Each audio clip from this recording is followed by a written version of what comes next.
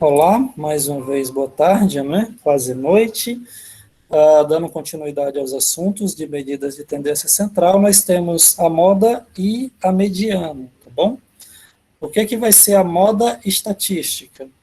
Suponha que eu selecione uma distribuição, uma quantidade de informações, tomando valores x1, x2, xk, e que cada um desses valores, por exemplo, x1 tenha n1 frequência, se repita n1 vezes. O x2 se repita n duas vezes, e assim por diante. Então, eu vou tomar o maior valor, o máximo, entre 1, n2 e nk, tá certo?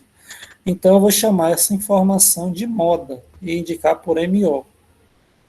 Não entendi, professor. Beleza, normal. Eu vou simplificar muito mais. A moda estatística para um conjunto de observações é o valor que mais se repete, ou ainda o valor que mais tem frequência mais alta. Ah, professor, você devia ter colocado isso na primeira parte do slide. De fato, se eu colocasse isso, eu não sei se você entenderia esse termo, mas a ideia basicamente é essa. Em resumo, a moda é o que se repete mais, é o que tem mais observações. Beleza? A gente tem mais aplicações da moda em variáveis qualitativas, tá certo? São situações em que, por exemplo, eu não consigo trabalhar com a média e com a mediana, já que a gente não tem como calcular essas informações. Mas, por exemplo, eu tenho uma sala com 40 pessoas, 22 do sexo masculino, 22 do sexo feminino. E aí, se eu escrevo um M para masculino e F para feminino, você vai ter 22M, 18F. Qual é a moda? É o M. Então, eu não. Aí, por exemplo, se eu perguntasse qual a média, já não dá para calcular. Qual a mediana? Também não. Beleza? Então, em casos de variável qualitativa, a gente consegue trabalhar com a moda, né? A única medida de tendência central. E aí eu tenho o seguinte também: se eu tiver um conjunto de observações que, que não tem nenhum valor que se repita, por exemplo, eu vou ter uma distribuição amodal, não tem moda. Se eu tiver somente uma moda, eu vou chamá-lo de unimodal.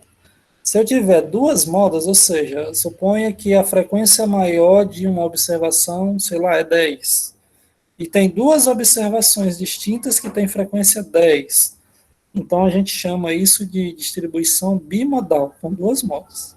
Beleza? E aí uma informação para a gente fechar essa parte de moda, essa moda ela vai ser amostral, que é o que a gente está trabalhando, o conceito que se repete mais, o de maior frequência, ou moda populacional. O que, que vai ser a moda populacional? Vai ser, lá na quem for estudar estatística, vai ser um valor de probabilidade, uma função de probabilidade para atingir o valor máximo. Ou seja, a chance que tem o valor que tem maior chance de atingir o valor máximo. Mas isso aqui não é uma coisa que vocês precisam se preocupar nesse momento. Bom, finalmente, a última medida de tendência central conhecida que se torna objeto de nosso estudo é a mediana, tá bom? A mediana para dados discretos, eu vou pegar essa coleção de objetos x1, x2 e xk, eu vou ordenar esses valores em ordem crescente, tá bom? De tal forma que o x1 vai ser menor ou igual que o x2, menor ou igual que o x3, menor até o último termo, e eu vou dizer a mediana como sendo uma informação que divide igual quantidade de dados à direita e igual quantidade de dados à esquerda. Ó, notem o que eu estou falando. É a quantidade, não são os valores, tá bom? Eu tenho que ter, por exemplo, e aí a definição, se eu tiver uma quantidade ímpar, eu vou pegar o número de observações, somar mais um e dividir por 2, que naturalmente esse termo vai ser o termo central, e se eu tiver uma quantidade par de termos, eu vou pegar os dois termos centrais e fazer a média aritmética deles. Como assim, professor? Tá aqui um exemplo bem simples, tá bom? Só para a gente entender. Vamos supor que eu tenho aqui 5 observações.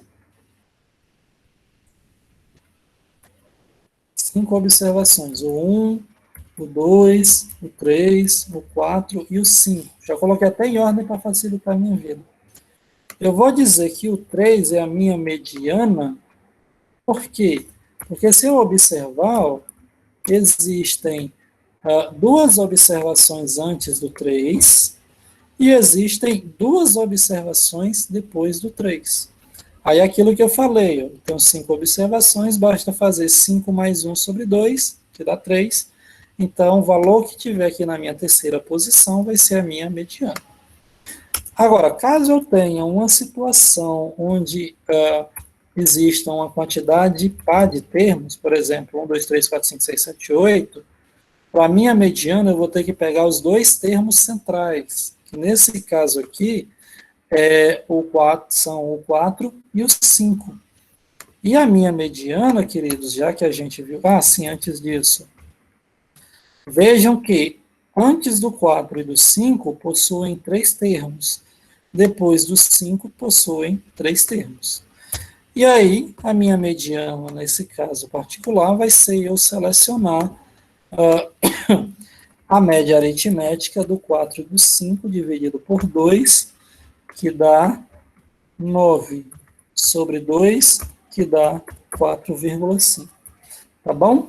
Para a gente observar aquilo que eu já tinha para fechar aqui, ó, aquilo que eu já havia falado, divido o conjunto de observações com a mesma quantidade, tanto à esquerda quanto à direita, e se eu tiver uma quantidade par, eu tiro a média aritmética, como a gente fez lá no exemplo. Só uma informação última aqui, ó, o valor da mediana pode não estar lá no meu conjunto de observações. Veja aqui no exemplo.